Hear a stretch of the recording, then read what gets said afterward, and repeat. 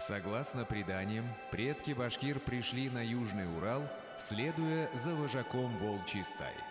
Так возник их этноним. Башкорт означает «главный волк». На протяжении веков башкирский народ пополнялся за счет различных племен, в избытке поставлявшихся Великой степью. К эпохе позднего Средневековья насчитывалось около 40 башкирских родов. Они были рассеяны по территории всей исторической Башкирии, от Камы до Тобола. В нашем фильме мы расскажем об одном из них.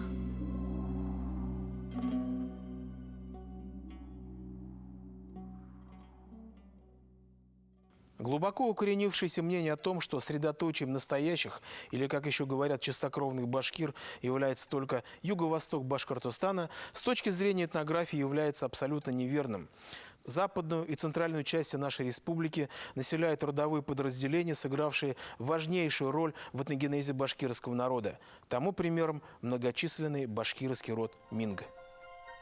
Башкиры племени Минг проживают на территории Иглинского, Чешминского, Альшеевского, Благоварского, Давлекановского, Аургазинского, Миякинского и Бишбулякского районов Республики Башкортостан, а также в ряде населенных пунктов Сармановского и Тукаевского районов Республики Татарстан.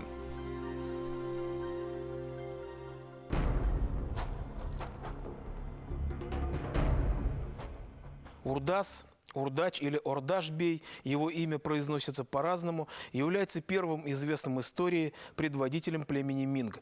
Его также называли Урдас-бей с 1000 стрел. По преданию, именно от эпитета «тысячестрельный» происходит название Минг. Тюркское числительное «минг» переводится как «тысяча». Шежаре племени Минг начинается словами: «Во времена Чингиза беем мингов был Урдач». По преданию, он был одним из первых приверженцев только что вставшего на путь бранной славы Чингисхана. В средневековом сочинении «Чингизнаме» рассказывается, как Алан-Гуа, прародительница монголов, отправила на поиски бежавшего от врагов Чингисхана нескольких беев, в числе которых был и Урдач-бей.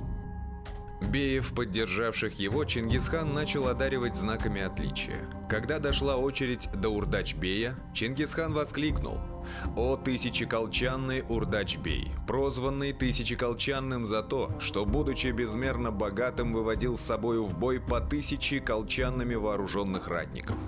Деревом твоим да будет береза, птицею ястреб, кличем алач, тамгою пара птичьих ребер». Со временем, после того, как произошли смута, после в Золотой Орде, минги, часть мингов была вынуждена уйти на север. Это событие связано с противостоянием, с долгим кровопролитным противостоянием Тохтамыша с Тимуром, с Тамерланом. Вот. Часть минцев ушла на север, северо-запад и вошла при Урале. И там она постепенно инкорпорировала состав башкирского народа. Вот. Но большая часть, следует отметить, как подтверждает наше исследование, осталась, тем не менее, в Средней Азии и постепенно инкорпорировал состав формирующегося узбекского народа. В начале XVIII века в Ферганской долине возникает Каканское ханство, которое основали беки из рода Минг. Ханство мингов просуществовало до 1876 года, яростно отбивая сначала походы оренбургского губернатора Василия Перовского, а потом генерала Кауфмана. Но вернемся в эпоху Золотой Орды, в истории которой было немало смут, потрясавших устои государства до самых его основ. При описании одной из них золотоордынский историк Утимиш Хаджи упоминает Сангусина, потомка Урдач-бея в 6-м поколении, и само племя Минг.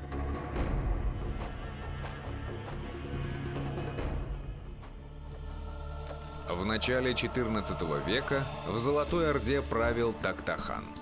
В 1312 году он умирает, и в Батыевом царстве вспыхивает смута. Пользуясь отсутствием власти, трон захватывает эмир Такбуга. Однако еще до своей смерти хан Такта успевает отправить преданных беков за царевичем Узбеком, который в это время находился в Иране. Наутро созвал он беков, дал Кайят Исатаю и Сиджу Талатаю 40 000 человек. и отправил их за Узбек-ханом. Да будет над ним милость Аллаха. Утимиш-хаджи, Чингиз-наме. Исатай был из племени Кыят, поэтому и назывался Кыят-Исатаем, а Алатай, соответственно, из племени Сиджут. Но чем они интересны для нас? Как пишет упомянутый выше Утимиш-хаджи, по прибытии на родину Узбек-хан передал Алатаю в управление племя Минг. Алатаю он также выделил Эль, состоявший из племени Минг, которое знаменито, говорят среди узбеков. Выделил он Исатаю Кашун, то есть 1000-й отряд, а Алатаю отдал племя Минг. Утимиш-хаджи, Чингиз-наме. После покорения ханом Бату северо-восточной Руси, скажем, благодарность или в награду, Бату выделил своему младшему брату Тукай Тимуру 4 крупных племени, которые наиболее себя проявили в ходе вот этого северного похода. И среди этих 4 племен на первом месте стоят минги, как, очевидно, самый многочисленный, самый боеспособный род. А вот впоследствии, кстати говоря, минги отмечены как привилегированный род. Тем временем Ток-Буга подчинил себе народ, вступил в брак с женами Токтахана, провозгласил себя ханом и замыслил убить царевича-узбека, заманив на переговоры в свою ставку. В один из дней Узбек-хан и беки его ехали, пока не наступил рассвет. Навстречу им попался какой-то человек, который проехал мимо с устрашающим криком. Кыят-Исатай спросил: «Что за слова ты говоришь?» Тот человек ответил: «Мое имя Сангусин. Поймешь ты остальное». Утимиш-хаджи, Чингиз-наме. Упомянутый Сангусин и являлся потомком Урдачбея. Он поведал Узбек-хану и его бекам Исатаю и Алатаю о коварных замыслах Ток-Буги. Наутро все они, по всей видимости, при поддержке отряда мингов Сангусин-бея, атаковали противника и убили Ток-Бугу. Новым ханом Золотой Орды стал царевич-узбек. Узбек. В переводе с тюркских языков слово «узбек» означает «сам себе князь». После принятия ислама Узбек-хан получил имя Султан Гияс-ад-Дин Мухаммад. По его имени кочевое население Золотой Орды стало именоваться узбеками. Узбек-хан развернул историю Золотой Орды на 180 градусов. Он стал рьяно насаждать ислам. В продолжении одного поколения язычники-монголы сделались мусульманами, а вся территория Золотой Орды покрылась мечетями, в которых проповедовали имамы, приглашенные со всех концов мусульманского мира.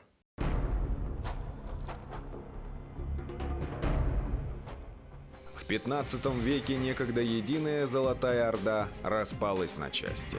Башкирия оказалась под властью Ногайской Орды. В середине 16 века она впадает в череду перманентных междоусобиц. В это время главой башкир рода Минг был Канзафар-бей. По призыву ногайцев многие минги ушли с ними на Кубань. Тогда Канзафар-бей обратился к сородичам: «О соплеменники, мы, если уйдем отсюда, не сможем жить. Где найдем землю, как это?» Так и остались минги на своей благодатной башкирской земле. Царь Алексей Михайлович писал: «Первое, от Канзафара князя 4 сына. Большой сын – Хужа-Бахты, другой сын – Дистан, третий – Худай-Бахты, четвертый – Кадаш-князь». Названные в документе лица были сыновьями Канзафар-бея и его сподвижника и родственника Чублюка, которые заняли обширные территории в центральном и юго-западном Башкортостане. Они разделились на 11 улусов и властей, из которых ближайший к Уфе получило название Чуби-Минг.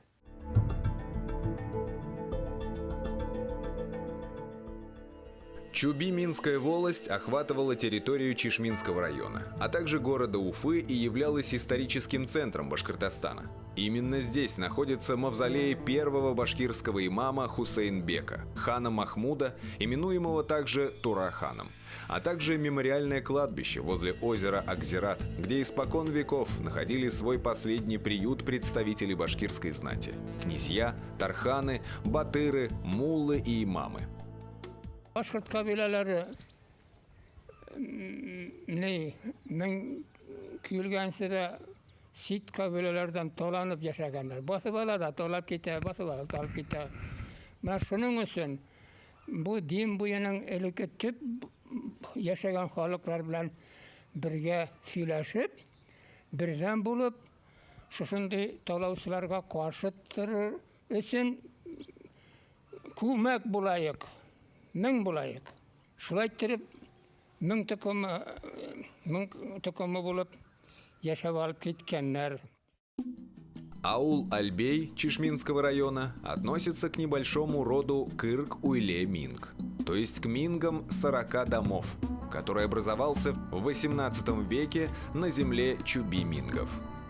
Мырзағұл Әлібаев ошо ауылға неге салушы болып есепленейін ол.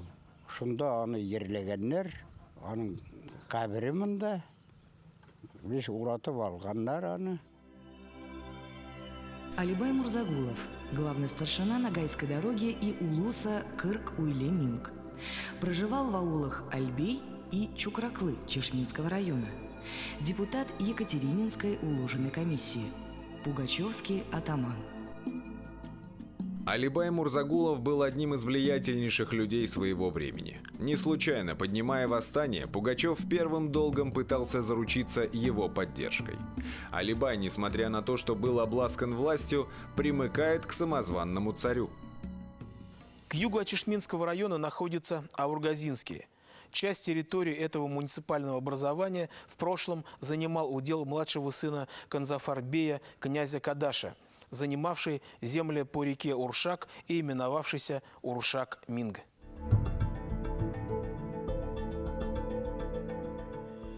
Князь Кадаш не только наследовал земли своего отца, но и его княжеский титул. Сын князя Кадаша, Янбахты князь, жил на территории современного Благоварского района. Именно поэтому там и до сего дня сохранились его потомки. Канзафар бейнин кеше улы Кудаш, аның дүрт улы булган. Кожа бақты, Худай бақты, Дистан и Кадаш князь. Кадаш князь, мына біз как раз кеше улының Кадаш князьге карайбыз. По причине преподавания в качестве родной речи татарского языка в годы советской власти у многих башкир-мингов Благоварского района произошла смена национальной идентичности. Но старшее поколение всегда помнило о своем происхождении. Біздің картатайлар, олатайлар, аны гел әйтеп келелер бізге. Мәктепке барганда, кеткенде татарша оқимыз бетінде. Onda sorarlar sizin milletinizni başkurt deb aytınız deb aytib jibererler bizga. No iminni men ekanligin shajaralarini tekshira boshlagach, tarixni o'rgana qiziqsina boshlagach netdim. Blagovar rayonining Iskusman ovulida, shundan so'ng Cheshma rayonining O'rta Usmon ovulida yashovchilar o'zlarining minlardan ekanliklarini bilalar. Asaba boshqurtlar ekanligini bilalar. Sarayli ovulida yashovchilar o'zlarining Дистандан таралганlıklarını bileler. Сегодня многое изменилось. В селениях Староусманова и Сарайлы, в которых живут потомки двух сыновей Канзафар-бея, Кадаша и Дистана соответственно, не только заново открыли для себя свое родовое древо, но и мечтают о возведении памятника своему родоначальнику, князю Канзафару. В раздельном письме мингов на имя царя Алексея Михайловича говорится, что третьему сыну Канзафар-бея Дистану была выделена земля в верховьях Демы. Таким образом, владение этого сына Канзафар-бея находилось на территории в основном Мейкинского района. Удел Дистана получил название Сарайли-Минг.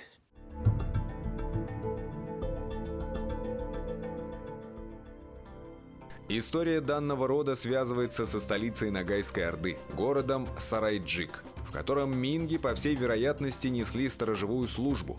Именно поэтому эта группа мингов носит название Сарайли, то есть сарайские.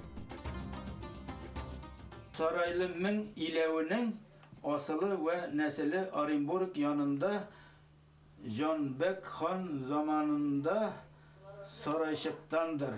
Шыңгыз хан zamanında əvvəlgi bir сарайшыктан Урадаш бидер. В В прошлом улус Сарайли-Минг располагался на территории Мейкинского и Бишбулякского районов. Одним из крупнейших поселений сарайли-минцев является село Каркали. Элек безнең ата-бабалар дин буйларыннан кеткәннәр дә Минзәлә уездына барып урнашканнар. Һәм инде шуннан кире кайтканнар 1745 еллар тирәсендә булырга тиеш. 1700 елларда без Меңле аруыннан чыкканбыз һәм Меңле арулары шушы үзләренең туган якларына кайтканнар. История улуса Сарайли-Минг довольно запутана. Начать хотя бы с того, что аулы данного рода имеются не только в Башкортостане, но и в Татарстане. Когда и по какой причине произошло переселение башкир-мингов к границам Казанского уезда? Их потомки проживают в основном в Сармановском и Тукаевском районе Татарстана. Это более 20 сел Сармановского и Тукаевского района современной республики Татарстан на Минзеле. Сарайлы-минцы – это потомки тех мингов с разных родов минцев, которые поступили на службу Казанскому хану. Как известно, башкиры шли на службу Казанским ханам и охраняли границу Казанского ханства, участвовали в его войнах. Долгое пребывание близ границ Казанского края, а также то, что по возвращении в родные края сарайли-минцам не удалось вернуть себе статус башкир-вотчинников, привело к определенной деформации их национальной идентичности. Даже 100 лет назад, несмотря на это, они себя идентифицировали как башкиры. Это показалась российская перепись 1917 года. В 20-е годы они идентифицировали себя с башкирами. Тем не менее, несмотря вот на эти факторы, тут добавился и политика большевиков в Башкирской республике, в том числе, не говоря о политике большевиков в Татарской республике. В этих школах было преподавание на татарском языке обучения. Вот. Ошибочно сделан вывод о том, что они татары. И вот это спустя 2-3 поколения они вдруг стали себя идентифицировать уже с татарским народом. Почему? Потому что обучение на татарском языке. То есть для обывателя, вот мы обучаемся на татарском языке, значит начальство виднее, вот, значит мы татары. Тем не менее, архивные документы, а также ШЖР, обнаруженные в Сармановском районе Татарстана краеведом Дамиром Гарифуллиным, убедительно говорят в пользу башкирского происхождения большого числа селений данного района. Biz Saray ile Ileve Başkırtlarının o'tgan 1715 yılda evvelgi padişah Mikhail Fyodorovich'tan kiramet algan babalarımızın isimleri evvel Tuktamış, Bine Şeyh Dirviş, Şeyh Dirviş. Emranda tağın İngilizce var, bunda okup var. Kolay var. Hadi okup var mısın? Distan Baba Saray ile'nin İlevi mi gene İlevi'nin Башкортлары шуннан келе дигәндер инде. Как видим, данное ШЖР соединяет в одно генеалогическое древо Дистана, его отца Канзафар-бея и родоначальника всех мингов Урдач-бея.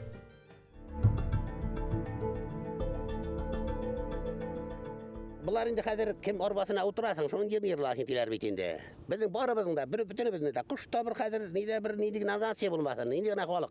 Biz hazır barabıza deyin buyu başkırtları, minler ruhu. Bir tilde hileşeviz, bizde sarık, mesela sulayrak hileşeviz bitinde. Многое повидали эти земли. Степные территории были особенно беззащитны перед лицом врага. Mında indi türlü avullar mına kurup duraqız, mına 20-25 avul kuruna. Elek bitinde padşah hükümetini buntar Başkurt halkın ederlegen. Rayonu bile bitirgen. Üstten kitsen indi. Mına Olnay avulu, mına 20 kilometre saması, eli tomanına bir nıklap kurunma hele.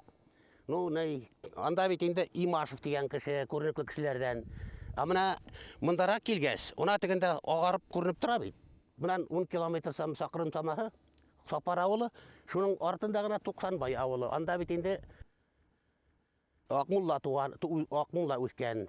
Mına tavaşlaminem de qarab turam, kakbut Akmulla'nın gavzahı kilip sığıp, ey Başkırtlarım, okurga gerek, okurga tip akırganı bak. В годы Пугачевщины в здешних местах смерчем пролетал со своими джигитами пугачевский полковник Бузан Смаков, уроженец аула Азнай. Летом 1774 года он наносит поражение 3 эскадронам казанских улан. Когда времена вооруженных мятежей миновали, наступило время духовных исканий. И тогда в ауле Туксанбай появляется на свет самый выдающийся башкирский поэт 19 века Мифтах ад-Дин Акмулла.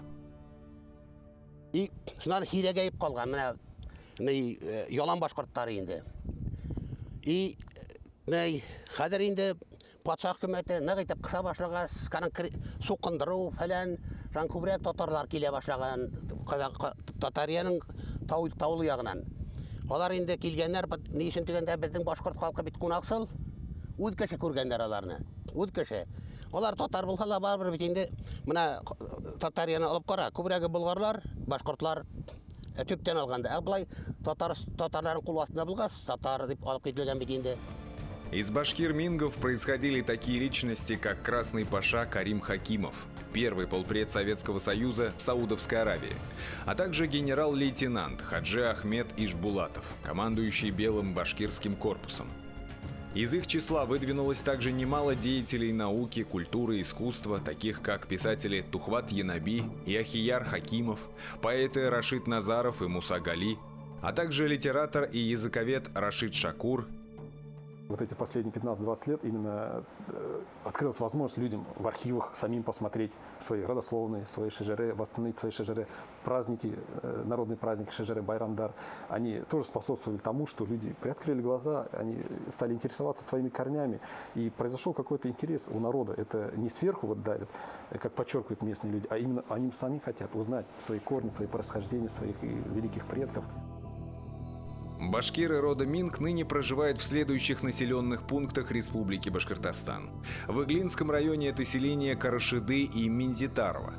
В Чешминском Альбеево, Чукраклы, Ебалаклы, Новые Ебалаклы, Илькашево, Кучумово, Караикупово, Сайраново, Нижнее, Среднее и Верхнее Хозятово, Узы-Тамак, Сабырова, Бабикова, Бикулова, Ново- и Среднеусманово. В Благоварском – Староусманово, Баштерма, Сарайлы, Балышлы, Удрякбаш. В Альшеевском – Мало- и Старо-Аккулаево, Ибраево, Идрисово, Кармышево, Чураево, Чуракаево, Старо- и Новосипяшево, Ташлы, Абдрашитово, Алдарова, Болгазы, Новые Болгазы, Кункас, Чебенли, Сарышево, Баязитово, Мурзагулова, Акберда, Сараево, Фань, Тукмакбаш, Буданьяр, Таштюба, Альшеево, ныне районный центр Раевка. Башкиры рода Минг также проживают в селениях Усманово, Турсагали, Турумбетово, Мурадымово, Нижний и Верхний Бегиняш, Гумерово, Назмуддинова, Сиддикмулина, Старое Тикеево, Минибаево, Сулейманово Аургазинского района. Давлеканово, Курьятмасово, Старо- и Новомрясово, Кудыргулово, Казангулово, Старо- и Новошарипово, Старо- и Новояпарово, Япар-Янбеково, Новоаккулаево, Хусаиново Давлекановского района. Абишево, Аитово, Акьяр, Бикулово, Ильчигулово, Баязитово, Богданово, Большие и Малые Каркали, Енибей-Урсаево, Исламгулово, Камышлы, Карышево, Кульканкас, Кучиганова, Зидиган, Зильдярова, Шатман-Тамак, Сафарова, Туксанбаева, Сатыева, Нарыстау, Чураева, Черяш-Тамак Мейкинского района. Азнаева, Аитова, Бекулова, Дусянова, Каныкаева, Елбулак-Тамак Бишбулякского района Республики Башкортостан. Кроме того, башкиры рода Минг проживают на территории Татарстана. К их селениям относятся Старо- и Новоабдулово, Казакларова, Кувады, Кугашево, Саитово, Тлянчетамак, Ургуда Тукаевского района, а также Иманово, Сакловбаш, Сулы-Саклова, Сарайли-Бекметова, Сарсаста-Кермень, Сулюкова, Чурашева, Шарля-Арима, Чукмарлы и райцентр Сарманова Сармановского района Татарстана. В рамках одного фильма невозможно рассказать обо всех фактах истории такого многочисленного рода, каковым является род Минг. Невозможно сделать даже краткий экскурс в прошлое всех его 11 подразделений. Мы передали лишь общую схему их многовековой истории, уходящей корнями в эпоху Чингисхана. Минги сыграли важнейшую роль в этногенезе башкир, по сути дела, завершив его. В многоцветной палитре компонентов башкирского народа их цвет один из самых ярких.